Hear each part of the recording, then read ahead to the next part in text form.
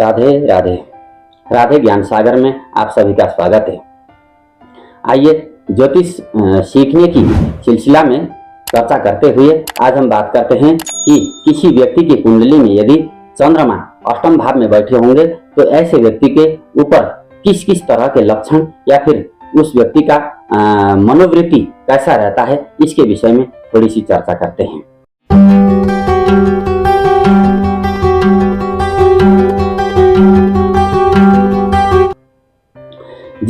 जिन भी व्यक्तियों के कुंडली में, खास करके लग्न कुंडली में चंद्रमा 8वें भाव में, अष्टम भाव में होंगे तो ऐसे व्यक्ति का मन रहस्यमयी कल्पनाओं में ज्यादातर खोया रहता है। कोई भी बात अगर वो सोचता है तो लंबे समय तक उस बात के कई पहलुओं को विचार करते रहता है, जो कि एक अनलिमिटेड थॉट प्रोसेस में वो व्यक्ति जा भी सकता है। और ऐसे व्यक्तियों को गुप्त विद्या में या फिर गुप्त तरह की क्रियाओं में विशेष अभिरुचि होती है और साथ में ज्योतिष, तंत्र मंत्र, टूना टोटका, इन सब चीजों में भी उनकी अभिरुचि अधिक देखी गई है। इसी तरह से वैज्ञानिक रिसर्च, एकांत प्रिय, ऐसे लोग ज्यादातर मास को पसंद नहीं करते, भीड़ में रहना उनको अच्छा नहीं लगता है। अधिकतर ऐसे लोग एकांत प्रिय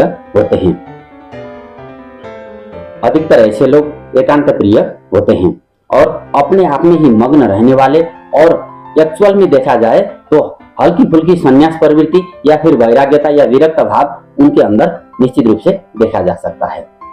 इसी प्रकार से चंद्रमा जो है हमारे जीवन में शिक्षा के कारक भी होते हैं। यदि अगर चंद्रमा अष्टम भाव में बैठे होंगे तो ऐसे व्यक्ति को पढ़ाई में मन कम लगता है या फिर शिक्षा में बार बार रुकावट या फिर बाधा भी आ सकता है। पढ़ाई में मन न लगना या फिर करियर भी उनके मन के मुताबिक उनको न भी मिल सकता है। और खास करके स्वास्थ्य में बाधा आएगी, मानसिक चिंता अधिक रहेगी, क्योंकि ऐसे व्यक्ति सोचते ही बहुत ज्यादा हैं और कल्पना लोक में चले जाते हैं। इस लोक को छोड़ करके किसी दूसरे लोक की तरह, लोगों की तरह उनका सोचना होता है। मन में अधिकतर व्याकुलता बनी रहेगी और कल्पनाशील होने के चलते ऐसे लोगों की मानसिक थोड़ी बहुत कमजोरी हम कह सकते हैं। और जिनके चंद्रमा अष्टम भाव में होंगे उनके माता का स्वास्थ्य भी आए दिन खराब रह सकता है या फिर वो लंबे समय की बीमारी भी हो सकती है। तो ऐसे लोगों को माता की सेवा करनी चाहिए और उनका आशीर्वाद लेना चाहिए समय समय पर। और ऐसे लोगों की माता के जीवन में भी कई तरह के उतार चढ़ाव आए हुए रहते हैं। ये सब हम लोगों ने अपने जीवन में और अपने जो आस पड़ोस के क्षेत्रों में हम लोग देखते ही हैं। और खास करके चंद्रमा जब अष्टम भाव में होते हैं तो ऐसे लोगों को भावनात्मक कमजोरी, यानी कि हम यूं कह सकते हैं कि ऐसे लोग बहुत अधिक संवेदनशील होते हैं और जितना दूसरों के लिए ये लोग करते हैं उतना ही ये चाहते हैं कि सामने वाला भी इनके लिए करे। हालांकि मतलब ऐसे लोग अपेक्षाएं ज्यादा रखते हैं औरों से, क्योंकि ये होते खुद में ही अधिक संवेदनशील होते हैं, इसलिए भी स्वाभाविक तौर पर दूसरों से अधिक अपेक्षाएं रखना लाजमी ही है। और खास करके ऐसे लोगों को जुआ, सट्टा, लॉटरी या फिर पूर्वाभास के कुछ संकेत, यानी कि होने वाली घटनाओं के थोड़े बहुत आइडियाज इनको पहले से भी लग जाते हैं। और यदि अगर चंद्रमा के साथ मंगल यदि अगर बलवान होकर के उसी चंद्रमा को, अष्टम भाव में बैठे हुए चंद्रमा को देख रहा है तो संभवतः ऐसे लोगों को ससुराल वालों से भी कुछ मात्रा में धन लाभ इत्यादि हो सकता है। विशेष करके धार्मिक, आध्यात्मिक या फिर वैवाहिक जीवन में थोड़े बहुत मतभेद या फिर पूजा पाठ के कर्मकांड, यदि अगर हम घर में पूजा पाठ कर रहे हैं और घर के और सदस्य उसमें सम्मिलित हो रहे हैं तो जिनके चंद्रमा अष्टम भाव में होगा उन लोगों की पूजा करने की विचारों के साथ दूसरे लोगों के विचार या काम करने के तौर तरीके इतने मेल नहीं खाते, जिसके चलते ये बंदा घर वालों के व्यवहार से भी अधिक दुखी रह सकता है। थोड़े बहुत चिड़चिड़ा या फिर शीतजन्य विकार, सर्दी या फिर गला या घाटी, ये जो गले का हिस्सा है या फिर आपका जो है सर्दी वाले जितने भी बीमारियां हैं, ऐसे विकार भी ऐसे लोगों को हो सकते हैं। रक्त विकार होने की संभावना भी अधिक रहती है, क्योंकि चंद्रमा हमारे शरीर में रक्त का कारक भी होता है। नींद समय पर ऐसे लोगों को बहुत कम आती है, रात को कम सो पाते हैं और जल्दी उठने में भी इनको दिक्कत होती है।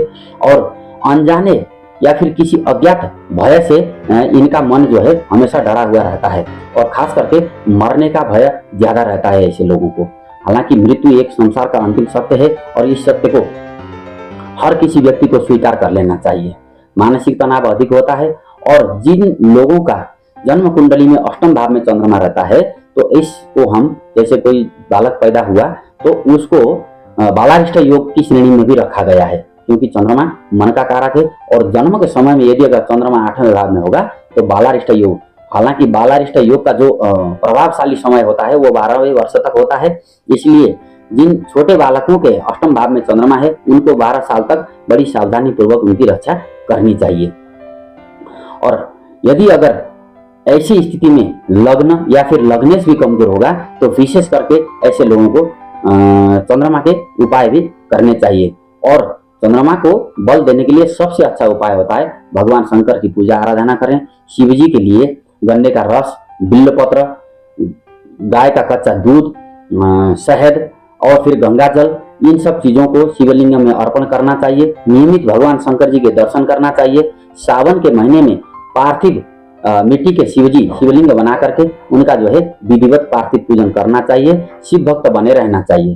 चांदी धारण करने से भी कुछ हद तक शुभ होता है और श्वेत सफेद वस्तुओं का दान समय समय पर करना चाहिए, विशेषकर को सोमवार को।